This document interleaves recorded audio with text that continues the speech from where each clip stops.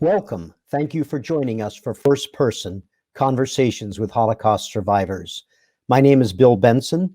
I have hosted the museum's First Person program since it began in 2000. Through these monthly conversations, we bring you firsthand accounts of survival of the Holocaust. Each of our first person guests serves as a volunteer at the museum. Jewish Holocaust survivors are those who were displaced, persecuted, or discriminated against due to the racial, religious, ethnic, social, and political policies of the Nazis and their collaborators between 1933 and 1945. This included inmates of concentration camps, ghettos, and prisons, as well as refugees and those in hiding. We are honored to have Holocaust survivor Irene Fogel Weiss share her individual personal account of the Holocaust with us today. Irene, thank you so much for agreeing to be our first person today. Thank you. Irene, you have so much to share with us. Let's begin with you telling us about your family and your early life in Czechoslovakia.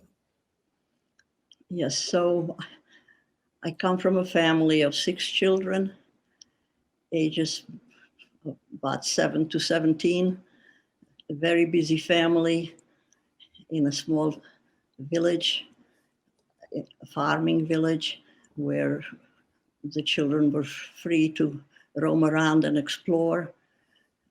My parents worked all the time because the upkeep of feeding and clothing the family, everything done by hand, no help from machines or stores. So they were busy and we didn't require a lot of attention. My father owned a small lumber yard in a neighboring village, and he left in the morning, came back. He was much more patient than our mother because he was not quite as exhausted, I imagine. And he helped us with our homework, and he taught us Hebrew. He also taught us how to read Hebrew. He was extremely kind and patient. And between this loving family, we were just a happy bunch of kids. We enjoyed school, we had lots of friends, and life was nice and normal. Irene, tell us about this photograph, if you don't mind.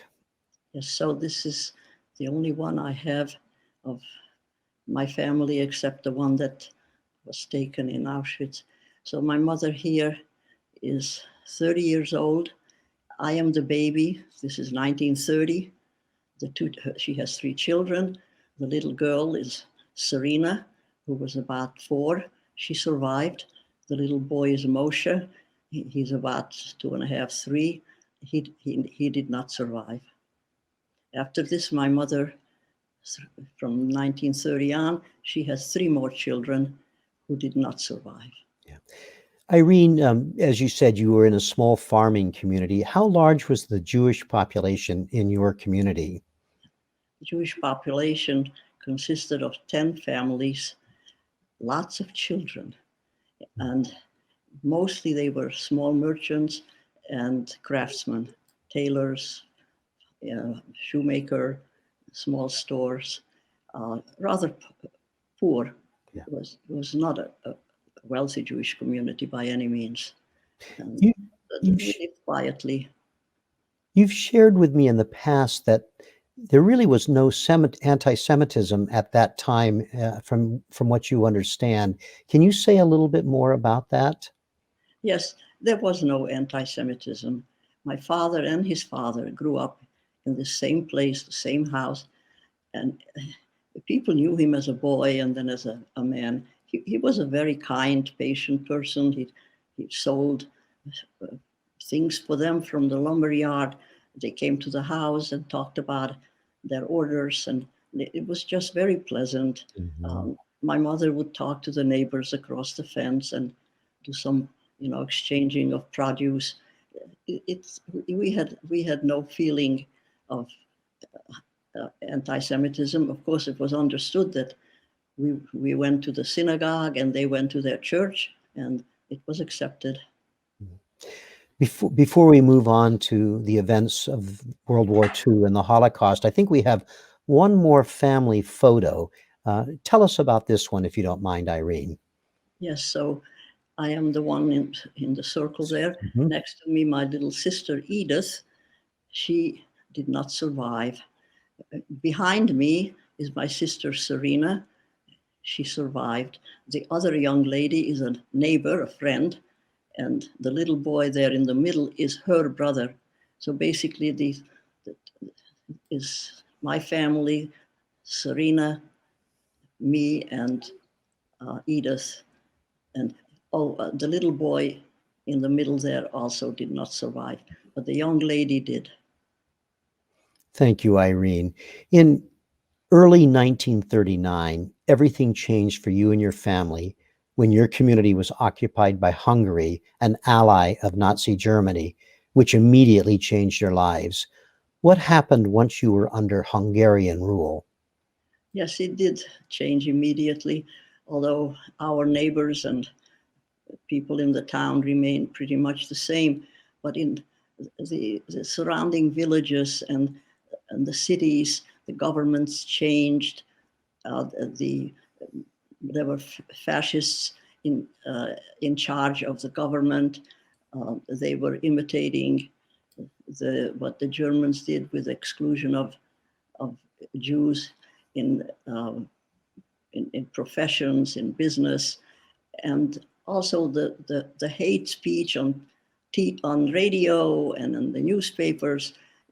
We were well aware that we were surrounded by hostility, and we had to decide to lay low and not be out there, just in case.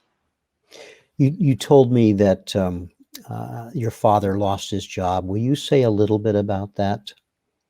Yes, for a while he still kept it, but the restrictions escalated, and so there came a time when um, somebody else claimed the business, and it was officially handed over.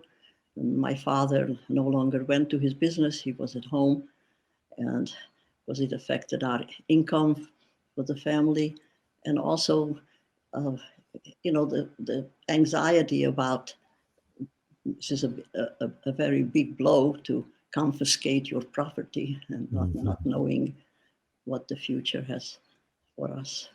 How were you able to make ends meet with your father having lost his job at that time? Yes, well, I think the fact that we were in a farming town, Hmm. we also did have some land, but we, of course, never worked it ourselves. But because it was a farming town, my mother did have a very large vegetable garden. Not just, it wasn't just for the fun of it. She literally grew enough food to use in the kitchen. And what she didn't grow, she would barter with the neighbors. And so we were never hungry. The farmers who were not Jewish, the same way, they were, did not feel the war for a while as regards to food, but there was no income, there was no cash. No cash. Irene, you also shared with me when I was interviewing you at the museum that you were with your father on a train and had a terrifically scary experience with your dad on that train. Will you say a little bit about that? Yes, well, that was one of the ways that, you know, hate against the Jews was escalating, that we were in danger in many situations. So I was coming home on the train with my father, a 5-minute ride, first stop after getting on the train. But immediately when the train started moving, there were a bunch of young teenage hoodlum types who recognized my father as being Jews because he had a small beard. Mhm. And since, hate against Jews was now permissible, I thought they thought they would get away with begin to taunt him and begin to talk among each other as to what would be what should we do with this Jewish man? Wouldn't it be fun to throw him off the train? And they laughed and carried on and agreed with each other. And this kind of taunting and humiliation of my father continued. The people in the train did not say a word. No one stood up and said, "Stop it." But I was terrified because they were serious, and it would have been quite okay for them to do it without any reaction from anybody else. My father and I both were looking out the window to see how close we were to home. And fortunately, it seemed like forever, but it was only a few minutes. And when the train stopped, we got off, and they did not have to carry out their plan of having fun with this Jewish person. And that only happened because the train stopped and you were able to get off at that point. Yes, Yep. if we had been on it longer, I have no doubt that they would have thrown him off. And I was already thinking, well, where are we? If they happen to throw him off now, will I go to the end? Will I have to walk back and see if I could find him? My mind was racing. What will I do if this actually happens? But the terror of such an experience to do that to my precious father, I mean, there's no way I can explain what I went through in the few minutes, and also my father. My father never rode the train again after that. Irene, in 1942, your father, along with thousands of other Jewish men, were forced by the Hungarians to do forced labor for the military. Tell us about your father's mandatory forced labor service and what that meant for your family. Yes. Well, as we were saying, anti-Semitism that was now allowed by the government proceeded, and especially the men were more humiliated and discriminated against than the women, because they were sort of more recognizable as being Jewish, the way they were dressed. So he was called in with all the other young men to forced labor. They were not considered soldiers. They were not given weapons, but they were taken to the front line and used in dangerous positions on the front line that exposed them to injury and death, because they were not respected as soldiers or trusted as soldiers. In fact, one of the things that the Jewish forced laborers were to do that you shared with me, they were used as minesweepers, meaning literally walking out into fields to expose mines that the soldiers wouldn't have to walk onto. Yes, they were doing the most dangerous work without any protection. And of course, many were killed. And in addition to that, since they did not have respect of the military, they were humiliated and they were used as slave labor. Yeah. So, our condition of not being considered citizens had its effect, that the law did not protect us. Yeah. Do you recall, Irene, how your family coped with your father being gone to do the forced labor? Yes, there was a great deal of anxiety. It wasn't just that he was gone, but he was in hostile territory, right, as we were. It's very hard to explain if you've never experienced what it's like to be not recognized as a citizen, even if you were born there and parents were born there, and what it is like to be worried about people who will attack you, and the police stand by and don't stop it. So my mother was extremely worried whether he will come back at all, whether he'll, be injured, whether what they're doing to him. And will he come back? And in the meantime, the load of caring for the family and all the things that needed to be done fell on her alone. But it was mainly the fear and anxiety of not being treated as a human being and as a citizen. Your father returned after 6 months. Do you know why he was allowed to return after that 6-month period? Yes, well, the Hungarian government attempted in fits and trying to not be as harsh as in their laws against the Jews as the Nazis were. Little by little, they became more and more harsh. Mhm. But at this point, there came a point where they sort of reevaluated these men who were called in to do this dangerous work on the front line. And since he was about 43, 42, and had 6 children, they decided to let him go home. Mhm. And so he appeared one day without much fanfare. He came home, and of course, we were all delighted. I know we children stared at him intently because they cut his beard, and we had never seen him without a beard. Mhm. So, we literally stared at him for a while till we got used to it. The family was very happy that he survived. He never talked about his experiences. He was Mhm. very quiet. But he came back in one piece, and we thought that we were safe. Thank Irene, as difficult as life was for Jews under Hungarian rule, it turned out to be so much tragically worse in March 1944 when the Germans invaded Hungary. Tell us about that time and what happened to you and your family once the Germans were in power. Yes, so Germany was an ally, but a year before the war was over, they realized that that Germany was losing the war, and they attempted to pull out of the alliance, and then Germany invaded Hungary. Now, this time, we understood that we were in big trouble Mhm. because the Hungarian government, if they wanted to be a little lenient here or there, were now unable to do that or unwilling to do that.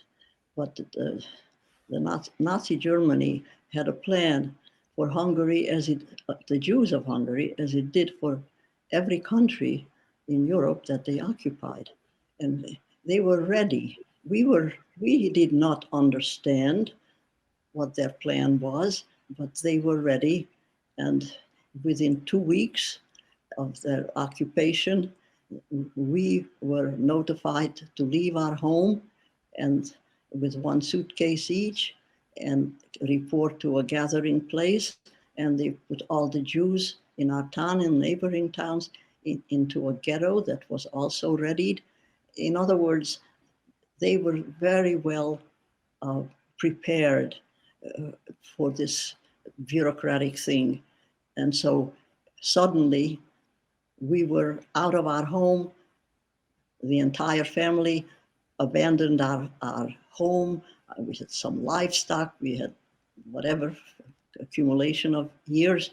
And I know that after we were out of there, our house was looted and we were taken away and gathered in a big city, into a place that was not prepared for human beings. There was no facilities of any kind. There was no sanitation. There was no running water.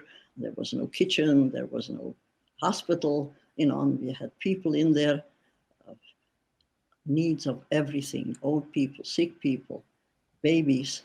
Everybody thrown into one big place, and our a new living place was a corner on a floor.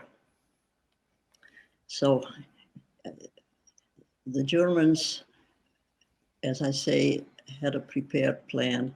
Before we left our home, a delegation from the officials of the town, the mayor, this was now the new mayor, and the police, and even our school principal, who was an official of the town, came to our house and told my father that he is to give them all his money and all his valuables.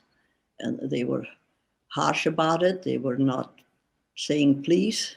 They said, we know you must have, and you are to give it to us. And I know that my father gave him some things, although we did not have valuables as such.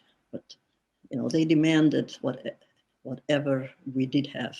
So some of these people, like the school superintendent, are probably people that your father had known all his life. Yes. And they were just, since they were prominent people in the town, they used them for effect. Yeah. In this place you were sent to a ghetto, which was in a very large brick factory in the town of Munkaj, I believe. Yes. And am I correct that that's also at that time you were forced to have your head shaved? Well, they had rules in that place, all of them very harsh, and the transformation from being a citizen, a person, a free person, and ahead of your family and living your free life and working, to being one of a mob of people that are considered subhuman, and no provisions made for us, and no respect of any kind. We were humiliated. We were hoarded together like animals. So this was a terrible shock to all of us, and things got worse from day to day. And here too, they were having all kinds of humiliation and threats, especially to the men.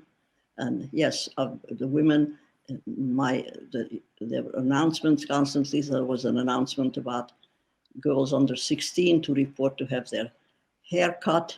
And I, without even telling my mother, I just went to that place, a tent in the middle of the place there, sat down and had my hair cut, because with every kind of order, there was a threat. Mm-hmm. You will be punished. Your father will be punished. It was always that. And when I heard your father would be punished if you don't do that, I certainly complied. When I came back to our place, my mother gave me a kerchief. I put it on my head, and from then on, my head was covered. We both looked sad. She looked at me and looked sad. But I remember that I really did not react like I would have in normal life when a 13-year-old's hair is cut. Right. I realized that we were, that this is not the worst of our problem, and that the hair will grow out. In less than a 2-month period, a staggering number of Jews from across Hungary, nearly 440,000 people, were rounded up and deported to Auschwitz. You were in the Munkaj ghetto for 3 weeks when you and your family were deported. Tell us about leaving the ghetto and about your arrival at Auschwitz. So what was always going on with terrible conditions that we were in, I know that the adults were always looking for some kind of explanation or hope that things are not as bad as they look.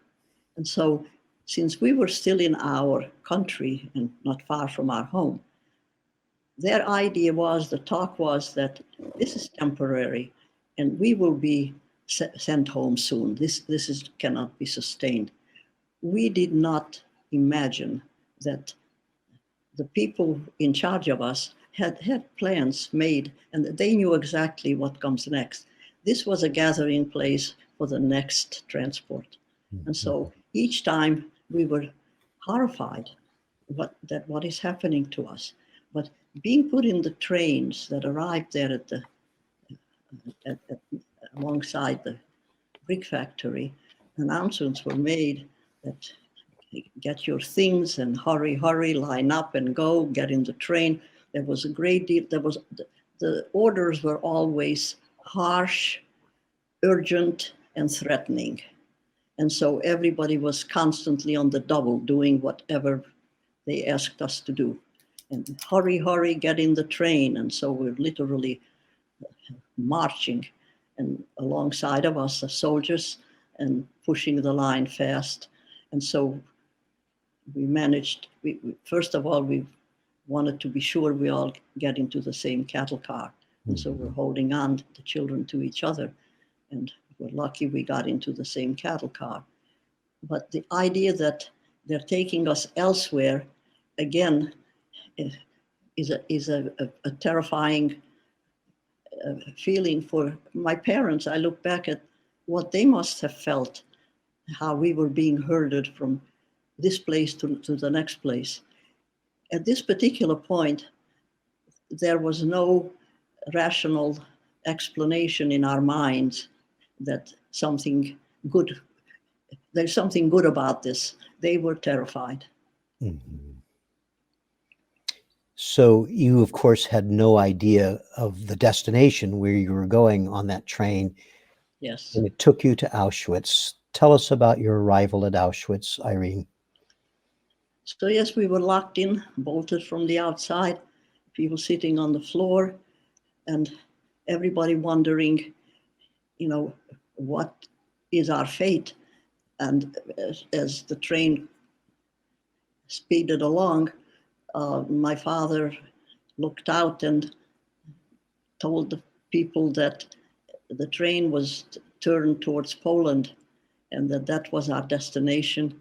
And that definitely made everybody understand something they didn't want to understand.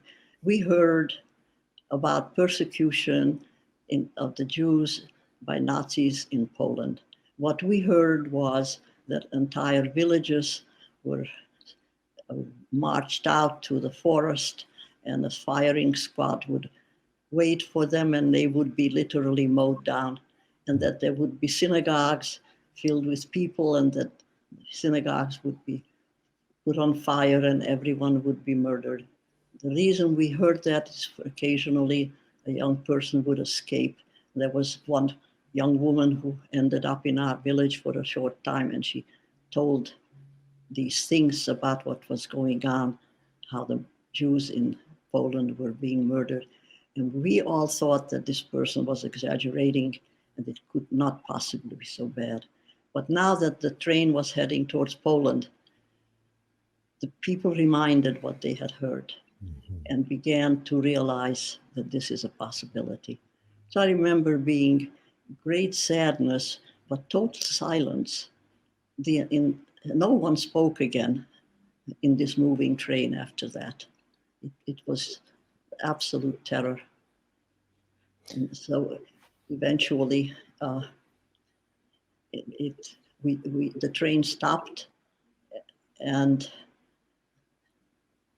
the doors were opened from the outside. My father looked out before we got out, and he said that he sees barracks and he sees prisoners in striped uniform, and suddenly their terror about arriving in the forest facing a firing squad melted away, and they began to rationalize again that there is some hope.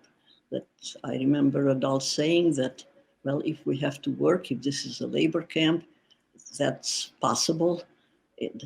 We were relieved, absolutely relieved. But pretty soon, things changed. So we heard shouting and yelling to get out, and leave everything behind, and do it fast. And there were dogs and Nazi soldiers and people jumping out of the cattle cars, filling the entire platform, probably 2,000 people pouring out of this long train. And as soon as the shouting of out, and leave everything behind and line up, and then more shouting about men line up to one side in a column, and women and children to another column. And even as we were out of the, on the platform, the shouting continued to move, to move.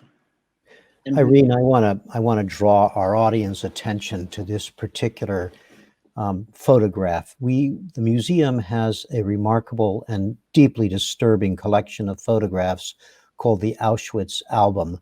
These photographs were taken by Nazi officials. It just so happens on the very day that your family arrived at Auschwitz. And this very personal photograph for you, we see you personally circled in this photograph. And we also have another photograph with we'll turn to in a minute, that's a closer view of you. Tell us about this picture, Irene. yes, so now we are out of the train. We can see the train there on the side, and the larger column is the men who are lined up. And I am in front there. My family had just reached the front of this column where we were faced by about 10 Nazi soldiers. One of them had a stick in his hand, and he was motioning people, separating people from one side to the other. And my mother and my two little brothers, who were about 9 and 7, were sent off to one side very quickly as soon as they appeared in the front. My older sister, Serena, who was 17, she was motioned to another side.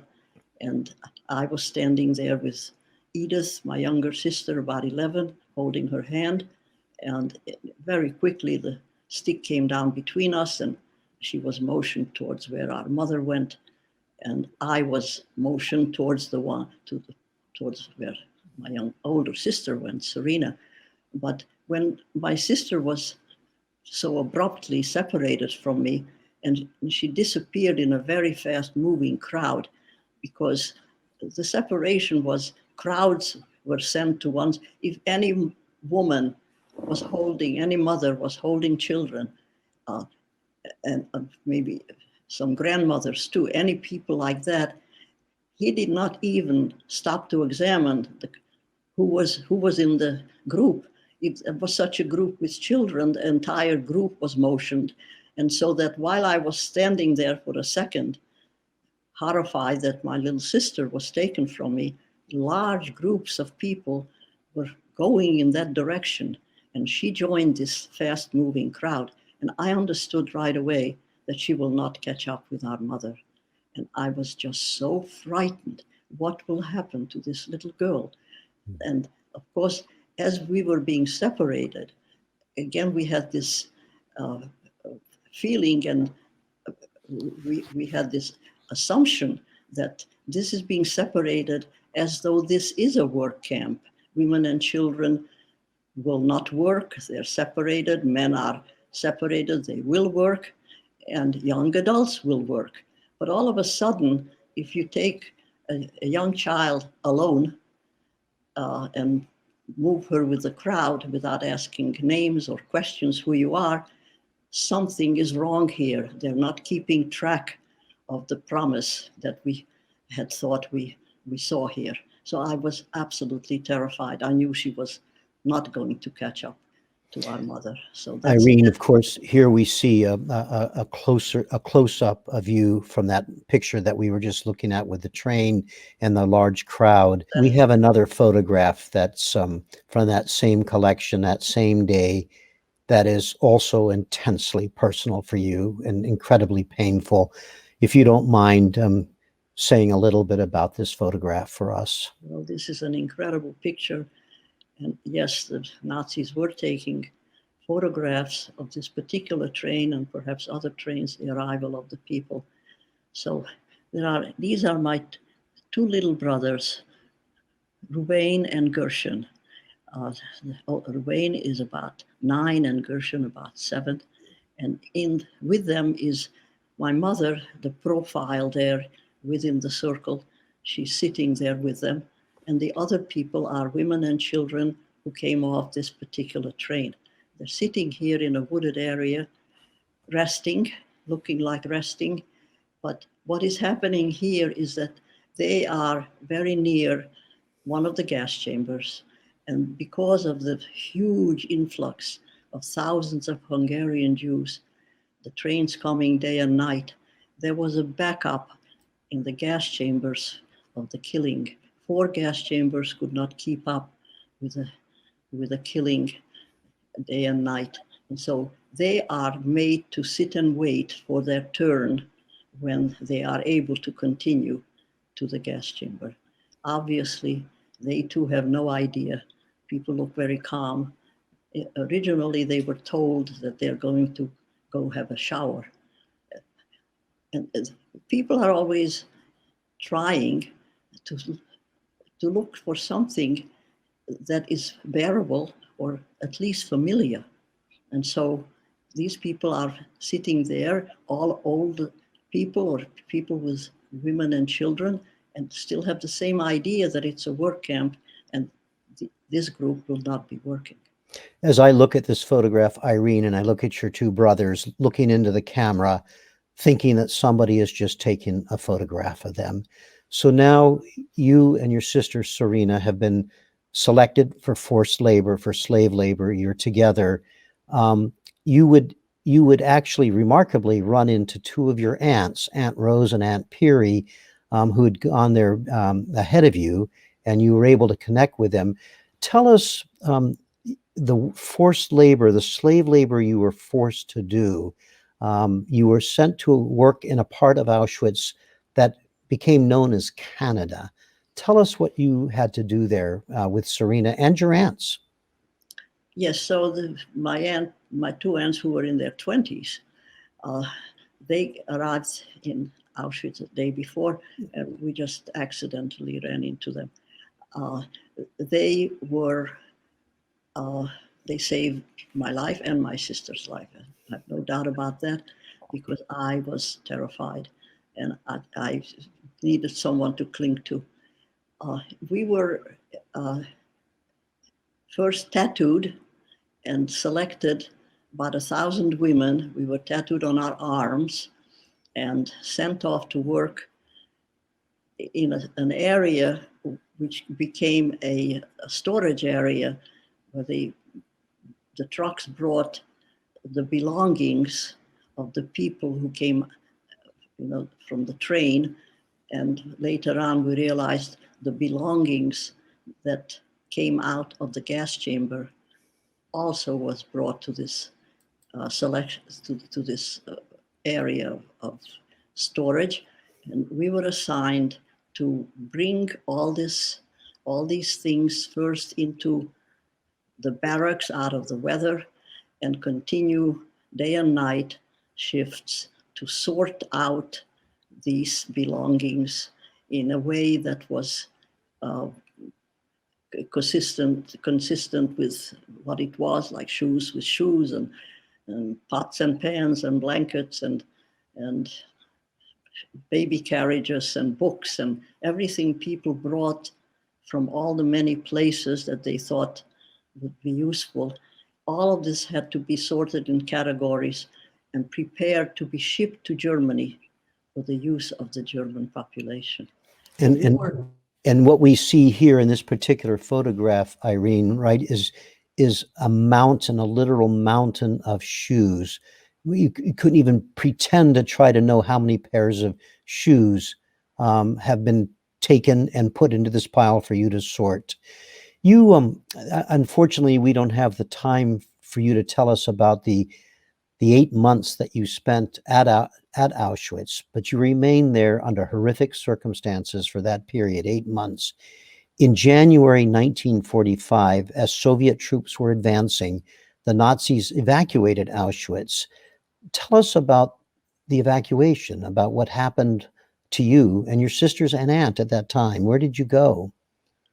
Yes, so we heard noises of war, bombs and shooting. We heard that the front line was approaching, but we had no idea. We thought that we would all be destroyed, that the Nazis will not allow for the Russian army, to witness what was going on in Auschwitz with the gas chambers and the piles of bodies. And we were sure that we would be killed, absolutely. And so when there was an announcement that we should line up at the gate and that the camp is being evacuated, people began to wonder what it means.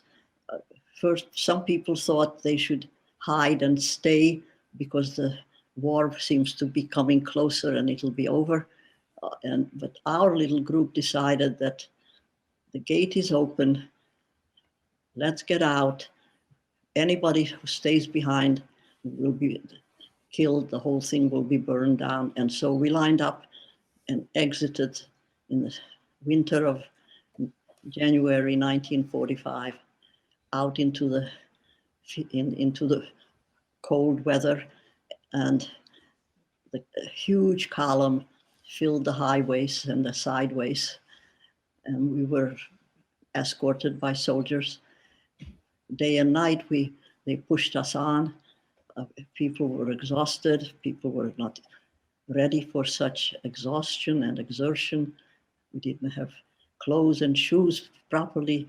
In other words, it was a death march. And after a while, people were falling by the wayside, and if anybody sat down or leaned on people, they were shot. And the side of the road and many dead people. It was literally not endurable, not survivable, this kind of exhaustion. And you, remarkably, you were able to survive, and you ended up, after a series of different camps that you were forced to march to hundreds of kilometers, you ended up at a place called Neustadt Gleva, from where you were liberated. Say a little bit about your liberation from Neustadt Gleva. Yes, so this march took many days, and we did arrive at this concentration camp, which was already filled with people, and there was no room for more. So we were jammed in, and the German soldiers and their people taking in charge of the concentration camps were also worried about their own safety. And so they were beginning to move on with a small crew of taking care of us. They actually abandoned us to a large degree. The system broke down. They stopped feeding us almost entirely, and we were starving. And in addition to that, we became infested with lice, and there was typhus in the camp, and people began to get sick. This camp did not have a gas chamber, but don't worry, they had a system. The killing and the selection of people who were sick or emaciated, they always had time to select those, and they had a truck coming almost daily from another camp that had a gas chamber. The truck would arrive, we recognized the truck, and they would select out the sick and the emaciated, put them on the truck, then off, and these people were killed. Truck turned around and came back. So after we were here for about 4.5 months, by the end, the starvation made us just totally like skin and bones. My sister was selected for the trip on the truck, and I was so scared of being alone, and I certainly was not in much better shape. I said, I'm her sister. And so I was told, well, you can go too. And so they put us into a room with many others who looked like skeletons. They locked the door, and we sat on the floor waiting for the truck to come.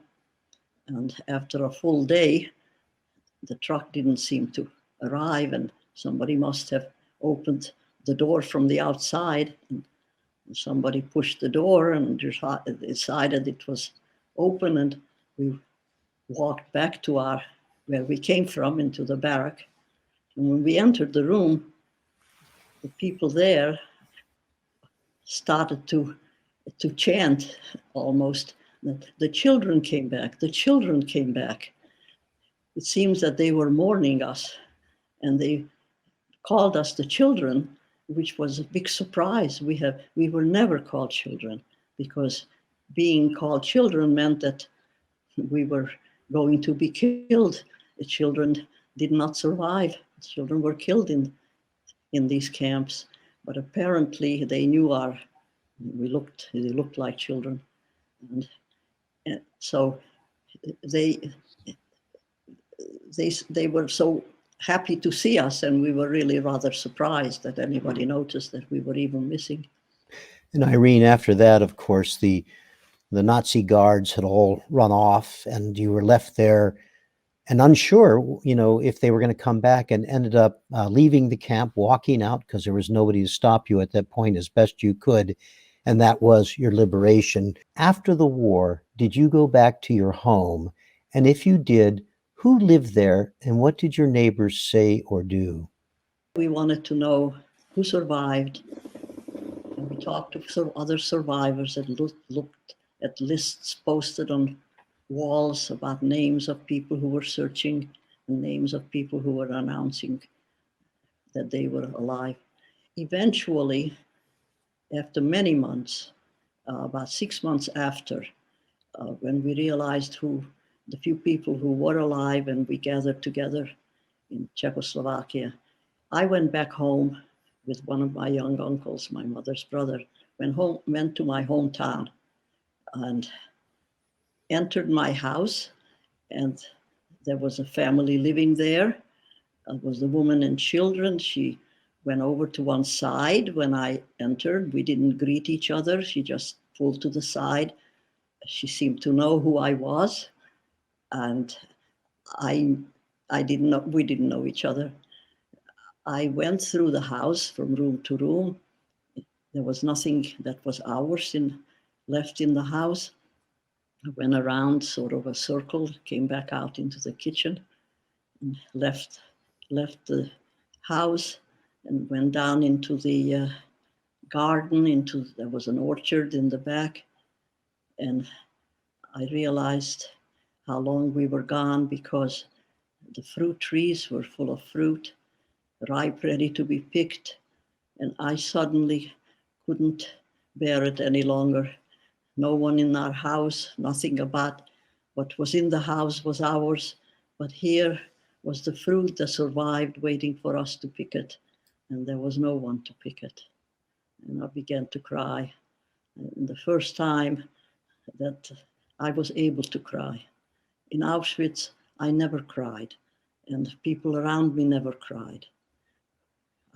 We worked in this Canada place next to the gas chamber number 4, divided only by an electrified fence. We watched columns of women and children and elderly walk into that gate and disappear. And within a half hour or so, we would see the chimneys of the crematoriums belching not only smoke, but belching flames. And we had just seen these people. They had just talked to us a little bit.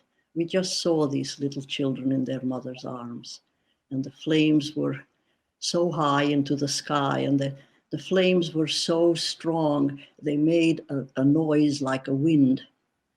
We saw this over and over, and tears did not come. We looked, and we even spoke about it. Why are we not crying? The trauma, the disbelief, the horror was so enormous that we were kind of frozen. We could not absorb it. Irene, in the time the short time we have left, I want to ask one final question of you. But first, I want to show a photograph of you and your sister Serena when you arrived in the United States with the help of the Hebrew Immigrant Aid Society, or HIAS, and this is 1947. So I wanted to make sure our audience saw this photograph of the two of you getting to the United States. Irene, my last question for you is, please tell us why, after listening to you relive the horrors and the tragedies that you've described, why do you continue to share your firsthand account of the Holocaust? Yeah. Well, with a greater awareness of this tragic history, plus the personal testimony, I hope that people are realizing or have realized that this tragic history cannot be repeated, and that they're learning from what they're hearing and seeing from testimony, that the hate and the discrimination and separation has to stop, and that I'm speaking because I hope that they understand that the tragedy that they're hearing about will make them be aware and stop this discrimination and hatred, which is even present in our time. So that, and then in addition to that, I am speaking for those, my family and thousands of others who perished and should be remembered, and I speak for them as well. Irene, and you speak so eloquently, so movingly. You described as events that most of us can't even begin to imagine. We are grateful to you for doing this. I know everybody who's watching and hearing you today is not only profoundly moved, but I know they're grateful for you continuing to do this. So thank you for sharing with us for this past hour, Irene. It's just so, so important. Thank you. Well, thank you for providing this opportunity to speak about this tragic history. I'd like to take a moment to thank our donors. First Person is made possible through the generous support of the Lewis Franklin Smith Foundation, with additional funding from the Arlene and Daniel Fisher Foundation.